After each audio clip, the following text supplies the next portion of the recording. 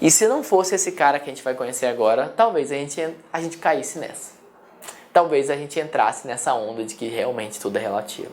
Beleza? A gente viu ética e mitologia, vimos os pré-socráticos, dentre eles agora os sofistas, que são os primeiros filósofos da ética, que discutem valor, mas como vocês perceberam, valor para eles é uma coisa extremamente relativa, tá? Cada um tem o seu valor, cada um tem sua história. Mas nós temos o herói da história, cara. Por que que é o herói? Esse cara aqui, ó. Sócrates, cara. Quem que é Sócrates? Sócrates é o pai da filosofia, tá? Sócrates é o pai da ética. Ele é o pai da política como a gente entende hoje. Ele é conhecido como o milagre grego. Você pode achar que eu estou exagerando, cara. Você vai ver que não. O testemunho da vida desse cara trouxe novos parâmetros éticos. E você vai ver que muito do que a gente viu de ética até agora tem tudo a ver com esse cara aqui, Sócrates. Quem é Sócrates? Sócrates é um filósofo grego, serviu o exército muito tempo, teve uma vida como soldado e tudo mais. E na sua velhice ele se dedicou a ensinar filosofia. Tá, ele é um dos primeiros a falar. Chamaram ele de sábio e ele disse: eu não sou sábio, eu sou amigo da sabedoria. Sábio é aquele que conhece a sabedoria, é dono dela. Eu não, cara, eu sou bem ignorante, Sócrates vai dizer. Ele diz, né, só sei que nada sei, eu sou uma pessoa ignorante, mas eu sou amigo da sabedoria. Em grego, philo, amigo, sofia, sabedoria, philo, sofia, ou seja, filósofo, o amigo da sabedoria. Quem que é Sócrates? Então, um dos grandes primeiros, o milagre grego, talvez o primeiro grande filósofo da história, né, divisor de águas. Para falar um pouco de Sócrates, não tem como falar de Sócrates sem falar da história de Sócrates. E olha, senta aí, escuta que a história de Sócrates é uma história bem bacana, cara. Sócrates, ele, assim, em poucas palavras, ele foi um cara que incomodou muito na época, pelo simples fato de que ele acreditava, Sócrates realmente acreditava, que a verdade ela está dentro da gente e que cada um tem que fabricá-la. Sócrates era um cara terrível, imagine que é um cara que ele não dava respostas. Chegava em Sócrates, perguntava uma coisa para ele, ele não respondia, cara. Ele ia concordar com você e depois ia entrar num jogo mostrando como você não sabe muito bem do que você está falando. Sócrates, nesse sentido, Sócrates era terrível, terrível, cara, terrível. Para vocês terem uma ideia, um dos fatos dele ter feito todo esse sucesso e todo esse alvoroço é o fato dele não cobrar pelas aulas dele. Sócrates nunca cobrou pelas aulas dele. Por quê? Porque ele dizia, como que eu vou cobrar por um conhecimento que está dentro de você? Eu estou ajudando você a despertar esse conhecimento, mas ele já está dentro de você. O conhecimento que já está, eu não estou ensinando você. Eu estou conhecendo junto com você. Por isso que ele dizia, eu só sei que nada sei. Ele não está falando que ele é burro e ignorante só. Ele está falando assim, ó, eu não sei sozinho, eu sei com você. Essa é a ideia de Sócrates. Bom, Sócrates ensinava nas praças, como eu falei, para geralmente um grupo de jovens, tratava todo mundo como igual. Quando em questão de conversa, um jovem chamado Teeteto vai conversar com ele, ele conversa de igual para igual, não importa se ele tem 80 e o menino tem 16, 17. Se ele vai conversar com um juiz da época, um senador, Sócrates fala da mesma maneira. Ele trata todo mundo ali como igual. E ele vivia na praça respondendo perguntas, questionamentos, não gostava de falar em público, tá? Por incrível que pareça, Sócrates não era um grande orador, nunca escreveu livros nenhum, até porque Sócrates não acreditava que daria para ter conhecimento em livro, porque um livro não dialoga com você, e ele acredita no diálogo, o conhecimento é uma questão de diálogo, né? Para você entender essa imagem, que é o julgamento de Sócrates, e você entender por que ele é o pai da ética, como a gente conhece, vamos dizer o seguinte, Sócrates, ele acreditava... Primeiro assim, falando um pouquinho de filosofia de Sócrates, Sócrates tem uma pergunta diferente. Qual que era a pergunta dos pré-socráticos, você recorda? A pergunta dos pré-socráticos era o que é o cosmos, da onde veio esse cosmos. Sócrates é o cara porque ele é o primeiro a dizer assim, olha, beleza, a gente tem que perguntar sobre o cosmos, a gente tem que pensar o cosmos, mas antes de pensar o universo, o cosmos, a gente tem que se perguntar o que é pensar. Olha como que o cara é, você tá vendo, cara? Não é à toa que esse cara é o cara, filosofia antes e depois dele. Ele vai dizer, não adianta ficar pensando sobre a natureza, antes você tem que pensar sobre o que é pensar, cara. O que é pensar? Você está entendendo? O que é, como se pensa? É como se Sócrates tivesse dado alguns passos atrás aí, cara. O que é pensar? Quem pensa? O ser humano. O que é o ser humano, Sócrates vai dizer? O que é o ser humano? O ser humano é a sua alma, ele vai dizer. Alma como consciência. Para Sócrates, o ser humano é a sua alma. O ser humano é consciência. E quanto mais ele usar essa consciência, segundo Sócrates, quanto mais você usa, mais você está próximo de quem você realmente é, sua alma, sua consciência.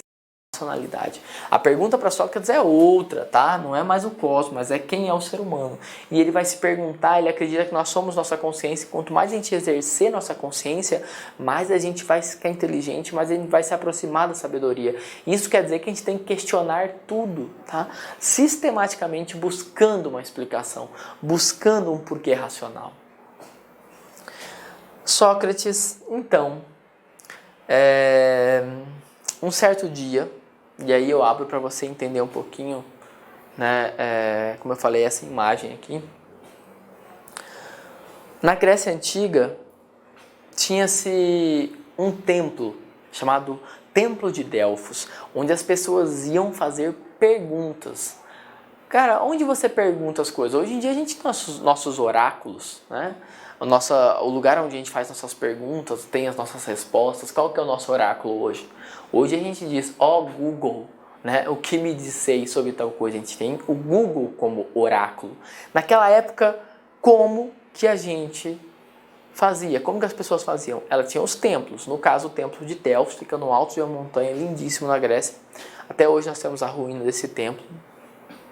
As pessoas subiam até esse morro, demoravam dias e dias, subiam até esse morro e lá faziam perguntas. Uma coisa curiosa, na porta do morro, na porta do templo estava escrito assim, ó tu viajante que vem de tão longe, como queres sondar novos saberes se ignora a sabedoria da tua própria casa? Homem, conhece a ti mesmo e conhecerás o universo e os deuses. Ou seja, se você conhecer a si mesmo, você vai ter a sabedoria. Imagine você ler isso na porta depois de caminhar meses e meses e meses até chegar lá, né? Terrível, né? Mas voltando, tinha esse templo, o Templo de Delfos, onde as pessoas iam perguntar. Sócrates tinha vários discípulos. Um dos discípulos de Sócrates foi até este templo fazer uma pergunta. Quem é o homem mais sábio de toda a Grécia? Para o espanto desse discípulo, tá?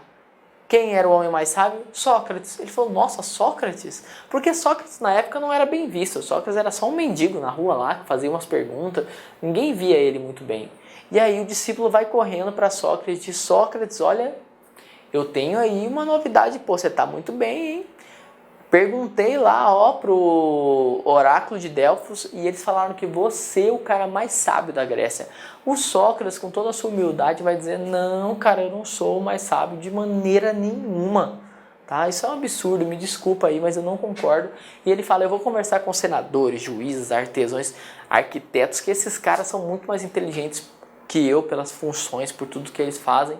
E Sócrates vai até cada um deles. E depois de um dia caminhando, o que ele percebe?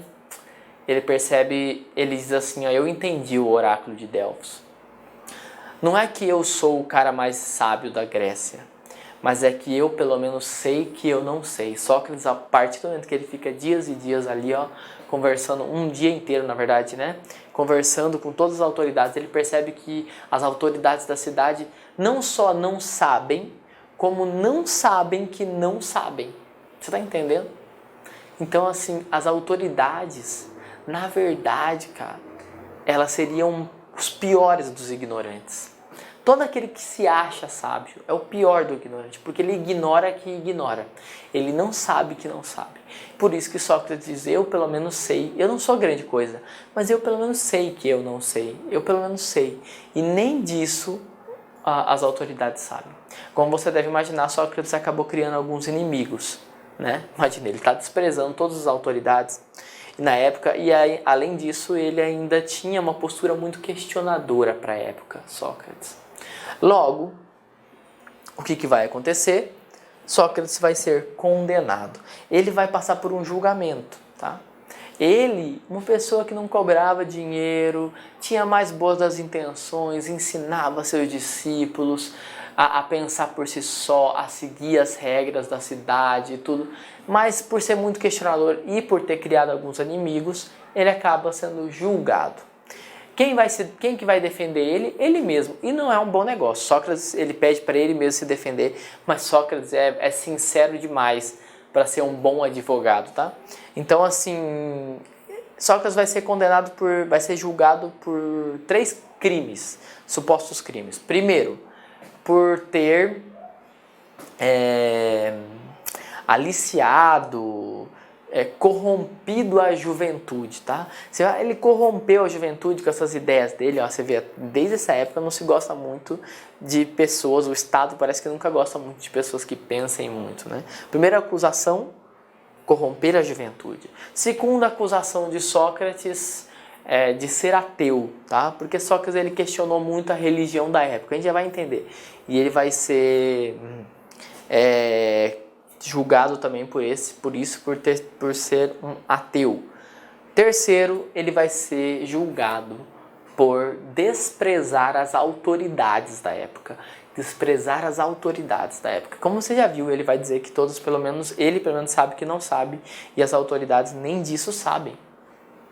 Bom, vão julgando a cada crime que ia proclamando para ele. Sócrates, com a inocência dele, a sabedoria, a sinceridade, ele ia praticamente se assumindo a culpa, tá? Perguntavam, Sócrates, é verdade que você menospreza as autoridades? Bom, não é que eu menosprezo, mas essas autoridades, ele vai dizer, são ignorantes, porque elas não sabem que não sabem. Você vê, ele está se culpando mais ainda. Segunda acusação, Sócrates, você é acusado de corromper a juventude. Ele vai dizer, olha, se fazer cada um pensar por si só é corromper, é verdade, eu corrompo a juventude. Só que você é condenado por ser ateu. Aí ele diz, não, ateu eu não sou. Eu só não acredito que Deus vem para a terra, faz sexo com mulheres, como vocês acreditam aí. Só que você vai dizer, não, Deus, ele está muito além disso, ele não faz nada disso. Então Sócrates está menosprezando a religião, e era um tribunal do Estado, que era um Estado religioso, não era uma coisa laica. Então Sócrates vai ser condenado pelos 3 crimes ao quê? A tomar veneno, cara. Veneno, tá? Ele vai ser condenado a se suicidar, né? Ironicamente, né? Ele vai ser condenado a tomar veneno. Ele passa 30 dias acorrentado. Aqui nós temos todos os discípulos assim, ó, com essa cara de desespero deles, chorando por ver o mestre deles ali condenado à morte. Por quê? Por ter sido uma pessoa que ensinava as pessoas a pensar por si só, por ser um questionador. Só por isso ele vai ser condenado à morte. Só que assim, no dia da condenação de Sócrates, quando era para ele ser condenado, os discípulos chegam e dizem assim, olha Sócrates, a gente já armou tudo, cara. A gente já pagou o cara, o porteiro, então você vai vazar, você vai sumir, você não vai tomar esse negócio, você não vai morrer. E Sócrates ele diz, o quê? Vocês querem que eu vire um marginal?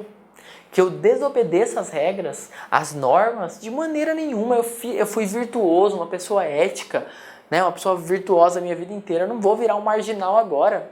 Aí as pessoas vão dizer, mas só que você vai morrer. E ele diz, não, mas eu vou cumprir a regra. Mas essa regra, essa lei é injusta. E ele vai dizer, se a lei é injusta, mude a lei, mas não quebre a lei. Olha a lição que esse cara tá dando. Você tá entendendo? O cara vai morrer, apesar de ser um rebelde, vamos dizer assim, ele vai morrer para cumprir as leis. E ele diz, se você não gosta das leis do Estado, mude as leis, mas nunca descumpra a lei. Porque quando você descumpre uma lei, você está quebrando a regra de toda a sociedade. E ele vai explicar, isso está no livro Fédon, São 2 livros que ele vai explicar aí esse processo, né, de condenação, onde ele vai dizer, não, as pessoas têm que seguir as regras. Mas a lei é injusta, então mude a lei, mas não quebre a lei. É uma lição ética de um cara que está oferecendo a vida dele em prol da ética. Aí falam, mas Sócrates, por que você não mente? Para você não ser condenado, você só precisa chegar e dizer assim, eu estava errado. Pronto, você vai ser liberto, sabia? Só que só precisava falar isso. Ele não fala, cara. Ele diz, não, imagina, eu tive uma vida inteira ética. E eu vou mentir agora? Não, eu prefiro morrer. Prefiro morrer do que mentir. Do que negar o que eu acredito, o que é correto. Sócrates é um milagre grego, ele deu a vida dele para defender as ideias e os princípios, os valores que ele acreditava. Você vê que ele é o primeiro grande herói da ética, um dos pais da filosofia, e aqui praticamente nasceu a ética. Professor, mas como fica lá a coisa dos sofistas, que a gente acabou de ver aqui, ó, né? Como que fica a coisa dos sofistas? Os sofistas dizem que tudo é relativo. Lembra a história lá do cara que chegou 22 graus, um falou que é quente, o outro é frio. Qual dos dois tem razão? Sócrates vai acabar com os sofistas, velho. Sócrates vai chegar com o pé no peito dos sofistas e dizer assim, vocês estão dizendo que tudo é relativo? O sofista vai dizer sim.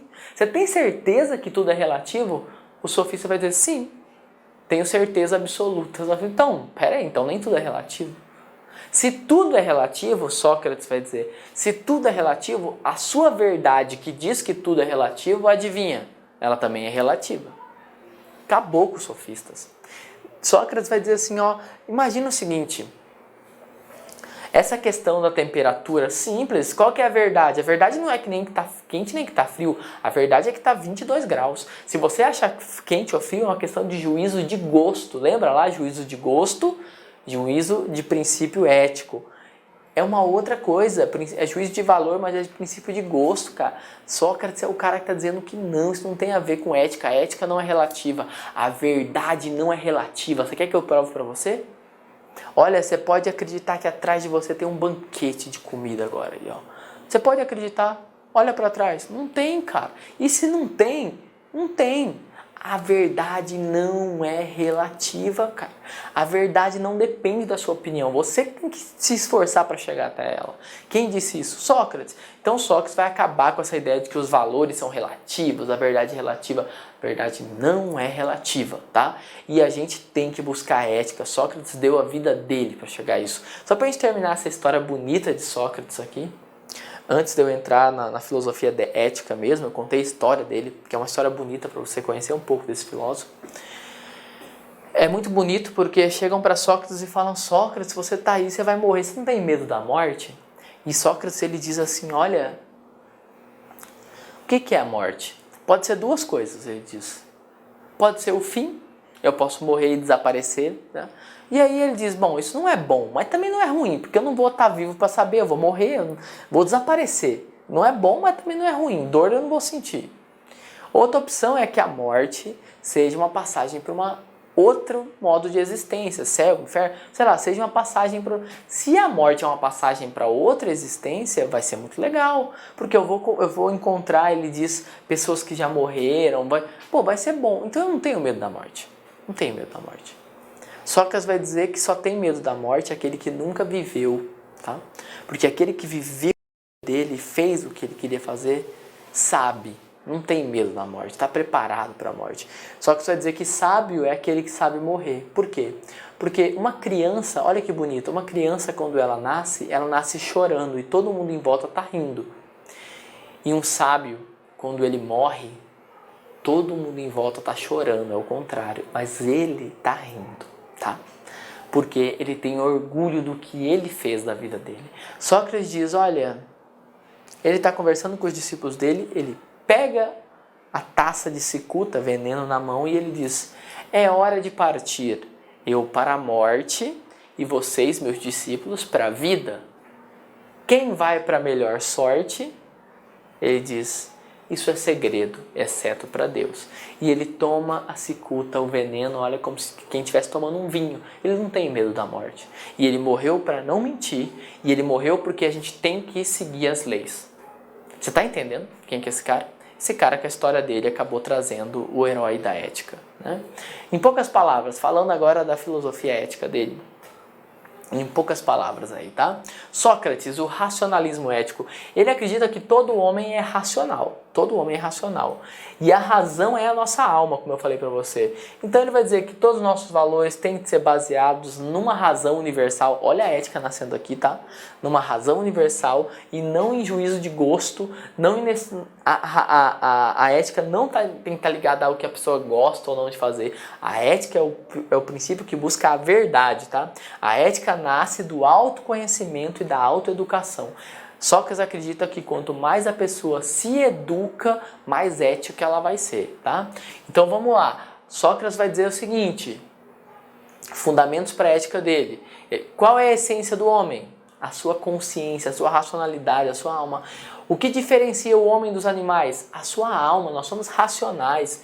Existe algo universalmente válido para todos os seres humanos?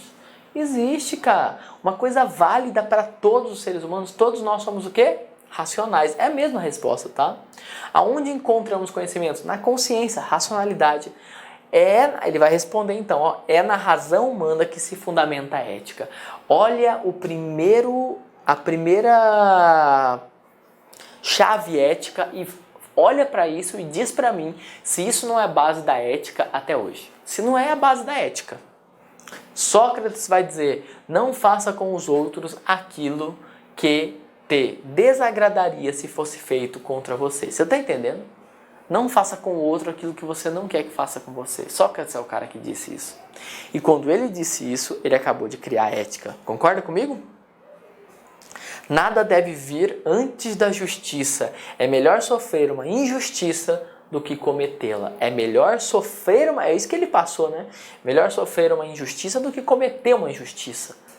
Tá? Se você quer dormir com a sua cabecinha no seu travesseiro, tranquilo, com a sua consciência, com a sua alma, com quem você é, seja uma pessoa honesta, virtuosa, tá? Não faça com os outros aquilo que você não quer que faça com você. Até isso é a base de todas as leis da ética que a gente tem hoje, das religiões, né? Então é um cara fantástico nesse sentido, né? E ele vai, ó a ética aqui, ó, ele vai falar da primazia do coletivo sobre o individual. Ah, essa lei é injusta. Mas a lei existe para proteger a sociedade, não é para o bem da sociedade, então segue a lei. Mas ela é injusta, mude a lei, mas não deixe de seguir ela, tá? A gente deve obedecer às leis para garantir a ordem e a vida em sociedade. Para Sócrates, a sociedade é maior que você. Você tem que viver pelo bem de todos, não só de você, não pode ser um egoísta nesse sentido, tá? Nós temos aqui a base da ética. Como eu falei, a ética é uma questão racional. Eu peguei aqui uma passagem de Sócrates onde ele vai dizer basicamente o seguinte: sábio é o homem capaz de perceber seus limites e imperfeições, compreender as ilusões da aparência, a efemeridade das paixões e, com a razão, controlar-se. Só assim aprenderá a depurar seu coração e sua alma e a viver com retidão. Beleza? Então, quanto mais racional, mais o homem vai viver com retidão. Agora, terminamos aí esse parâmetro de Sócrates. Vamos falar aqui rapidamente de Platão. Platão é um discípulo de Sócrates, um filósofo que vem depois e que vai seguir muito a linha de Sócrates.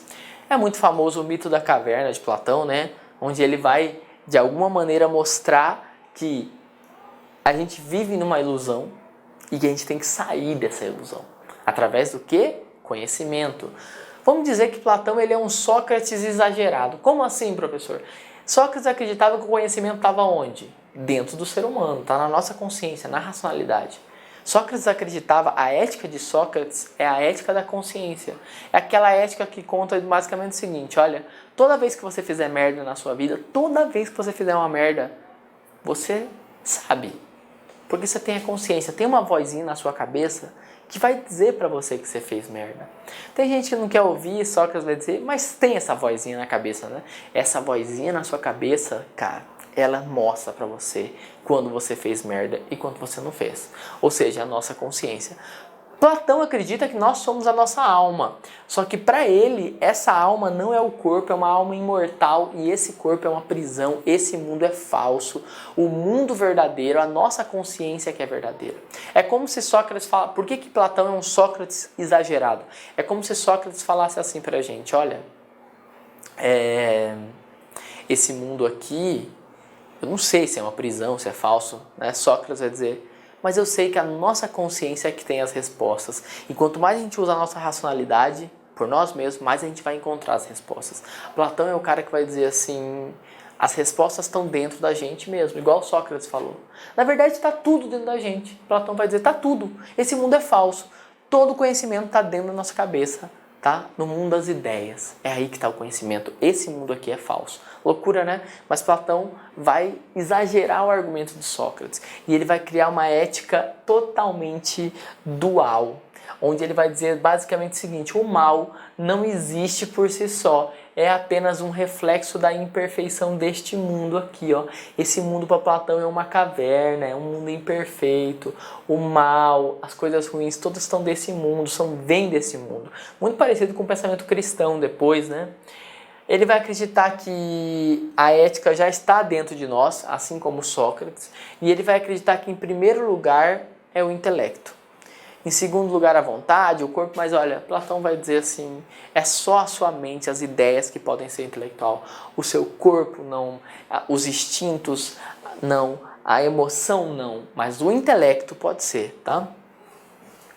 Então vamos lá. Platão vai dizer que ele vai criar esse dualismo. Por que um dualismo? Porque nós temos esse mundo físico, que seria mal, né? Olha a visão ética do cara. Quando que uma coisa é boa eticamente falando? Quando ela não pertence a esse mundo, quando ela está no mundo das ideias. Quando uma coisa é como se fosse o nosso céu cristão mesmo, tá? Quando vem de Deus, quando vem do céu, é bom. Quando está aqui, é ruim. Tudo que vem desse mundo é ruim. Basicamente isso, tá? Então ele vai dizer assim, a sabedoria ética consiste em ordenar a sua própria alma. Quanto mais próximo da sua alma, quanto mais próximo do mundo das ideias, mais ético você vai ser. E quem que é o agente ético? Você vê que ele está apontando para cima aqui, ó. O dedo aponta para cima por quê? Porque ele está falando que é o mundo das ideias aqui tem a ética. A ética não está aqui, a ética vem da nossa alma, do mundo das ideias. Platão acredita no agente acrático. O que isso quer dizer?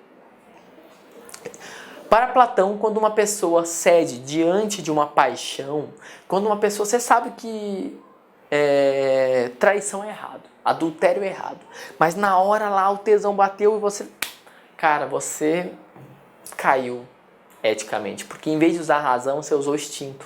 Está entendendo? A ética para Platão é sempre racional. Quanto mais racional, mais ético você vai ser. Parecido com Pitágoras, mas mais profundo aqui, tá? A ética ascética é intelectual. Os valores éticos são puramente intelectuais, absolutos e objetivos. Beleza?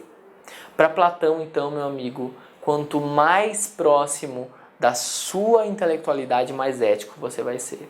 A virtude, o que é virtude para Platão? Para analisar. Intelecto, cara. Intelecto, o que vem do mundo das ideias. Quando você usa a sua racionalidade, você está sendo virtuoso. A virtude é intelectual, reminiscência e transcendente. A gnosis é o único caminho para a ética. Gnosis significa conhecimento, tá? Então é um conhecimento interior. Quanto mais você conhece a si mesmo, mais você pode estar perto da ética. Boas pessoas, olha só como ele não acreditava nesse mundo, não acreditava em lei, nada disso. Ele diz assim, ó, boas pessoas não precisam de leis para obrigá-las a agir responsavelmente, né? Boas pessoas, quando uma pessoa é boa, ela não precisa de leis para fazer as coisas. Enquanto que as pessoas ruins, Platão vai dizer, as pessoas ruins encontrarão sempre um modo de contornar as leis. Você está entendendo? As pessoas boas não precisam de leis porque elas são boas, elas fazem as coisas corretas. As pessoas ruins não seguem as leis. Então as leis não servem para nada. Sabe para que serve? Serve você... Ou melhor, sabe o que serve? Serve você se aproximar da sua alma, da sua consciência, sair desse mundo com toda a dualidade, todo o erro, toda a enganação, tudo que tem de falso desse mundo e encontrar de alguma maneira a resposta no mundo das ideias, beleza? Qual que é a visão ética para Platão? quanto mais longe desse mundo, que é falso, é impermanente, esse mundo aqui é transitório, não é verdadeiro, o verdadeiro mundo é eterno, imutável, quanto mais próximo desse bem, desse mundo, mais ético você vai ser. Trouxe aqui uma frase para você entender o pensamento de Platão. Não há nada bom nem mal, a não ser estas duas coisas, a sabedoria, que é um bem, e a ignorância, que é um mal. Bacana, né? Quanto mais sábio, mais ético, mais bom. Quanto mais burro e ignorante, mais você vai ser mal. Para ele é assim que funciona. Toda a visão ética de Platão está ligado, de alguma maneira, a uma sabedoria ligada à inteligência. Beleza? Então a gente viu aqui, ó, mitologia e filosofia, como que a mitologia deu origem aos primeiros heróis da ética. Depois vimos os pré-socráticos com as suas visões unitaristas, suas explicações, tentando explicar tudo através de uma explicação só. E aí os sofistas, os relativistas, aqueles que diziam que a ética, ó, é tudo relativo. E aí vimos o nosso herói aí, tá? Sócrates, o cara que trouxe a visão da ética como a gente conhece hoje. E terminamos com Platão, que é muito parecido até certo ponto com o pensamento cristão. A ideia é de que quanto mais racional, mais intelectual, mais longe desse mundo, porque esse mundo ele é uma mentira, uma caverna. Quem acredita que esse mundo tem a verdade, está dentro de uma caverna. Quanto mais próximo, mais longe desse mundo e mais próximo da questão intelectual, mais próximo da verdade. Próxima aula a gente continua com o maior da ética, o cara que criou o termo como a gente conhece de ética, tá? Tô falando de Aristóteles. Próxima aula a gente continua com Aristóteles. Bons estudos para você e até daqui a pouco na nossa próxima aula. Clique like.